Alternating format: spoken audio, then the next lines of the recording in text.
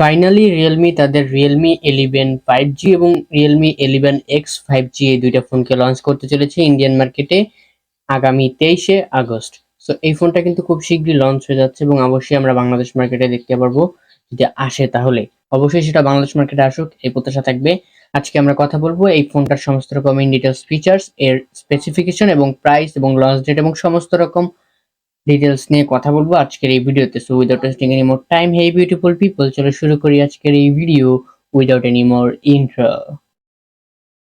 সর্বপ্রথমে যদি আমরা কথা বলতে যাই এই ফোনটার লঞ্চ ডেট নিয়ে, সেটা রয়েছে 23শে আগস্ট, যেটা আগামী 23শে আগস্টে ইন্ডিয়ান মার্কেটে লঞ্চ হয়ে যাবে। এবং তার পাশাপাশি যদি কথা বলি এই ফোনটার থিকনেস এবং ওয়েট নিয়ে, এই ফোনটার থিকনেস রয়েছে 8.1 মিলিমিটার এবং তার পাশাপাশি এর ওয়েট রয়েছে 190 গ্রাম। সো এই ফোনটা কিন্তু একটু ওয়েট বলে মনে হবে, বাট এটা কিন্তু ইন হ্যান্ড ফিল খুব ভালো দিচ্ছে। এবং তার পাশাপাশি যদি কথা বলি ফোনটার বিল্ড এবং ডিজাইন নিয়ে, সেখানে রয়েছে মেটাল ফ্রেম এবং প্লাস্টিক ব্যাক। এখানে কিন্তু মেটালের আমরা ফ্রেম পাচ্ছি, সো অবশ্যই একটু মজবুত হবে ফোনটা।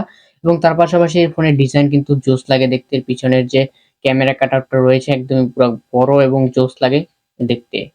এরপরে যদি আমরা কথা বলি এই ফোনটার ডিসপ্লে সেকশন নিয়ে, সেখানে আমরা পাচ্ছি 6.72 ইঞ্চির একটি আইপিএস এলসিডি প্যানেল এবং যেটি একটি 120 হার্জের রিফ্রেশ রেট যুক্ত ডিসপ্লে এবং তার পাশাপাশি এতে রয়েছে 550 নিট পিক ব্রাইটনেস। এটি একটি ফুল এইচডি প্লাস ডিসপ্লে এবং তার পাশাপাশি রয়েছে 392 পিপিআই ডেন্সিটি এবং এই ডিসপ্লের নিট পিক ব্রাইটনেস রয়েছে 680। সো ভালোই একটা ব্রাইটনেস লেভেল আমরা পাবো এই ফোনটাতে। এরপরে যদি আমরা কথা বলি এই ফোনটার পারফরমেন্স সেকশন নিয়ে, সেখানে আমরা দেখতে পাচ্ছি অ্যান্ড্রয়েড 13 এবং রিয়েলমি ইউআই 4.0 এবং তার পাশাপাশি এর চিপসেটে রয়েছে মিডিয়াটেক ডায়মেনসিটি 6100 প্লাস, মানে 6106 ন্যানোমিটার একটি চিপসেট। এবং এটি কিন্তু এই প্রথম এই ফোনে ইউজ করা হচ্ছে এই চিপসেটটি। এটি একটি অক্টা কোরের প্রসেসর এবং তার পাশাপাশি এর জিপিইউতে রয়েছে মালি G57 এবং MC2।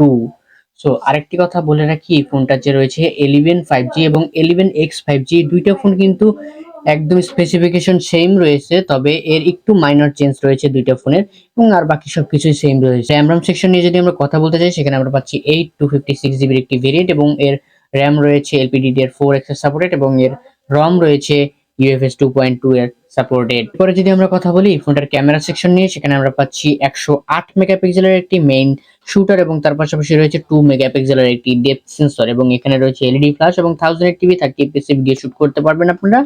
এবং তার পাশাপাশি যদি কথা বলি এই ফোনটার সেলফি নিয়ে, সেখানে রয়েছে সিঙ্গেল ক্যামেরা আর সেখানে রয়েছে 16 মেগাপিক্সেলের f2.2 অ্যাপারচারের একটি 33 mm ওয়াইডের লেন্স। তো সেখানে আমরা ভালোই একটা সেলফি ক্যামেরা দেখতে পাচ্ছি এবং সেখানেও আপনারা 1080p 30fps ভিডিও শুট করতে পারবেন।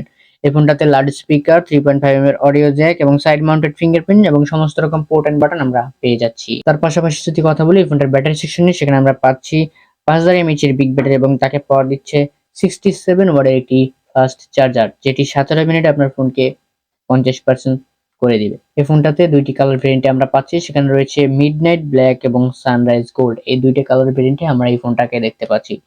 এবং তার পাশাপাশি যদি আমরা কথা বলি এই ফোনটার প্রাইস নিয়ে, ইন্ডিয়ান মার্কেটে ফোনের প্রাইস ধরা হয়েছে 20,999 টাকা, যেটা ফ্লিপকার্টে সেল হবে। এবং তার পাশাপাশি যদি কথা বলি এটা যদি বাংলাদেশ মার্কেটে আসে অবশ্যই 25,000 টাকার আশেপাশে থাকবে।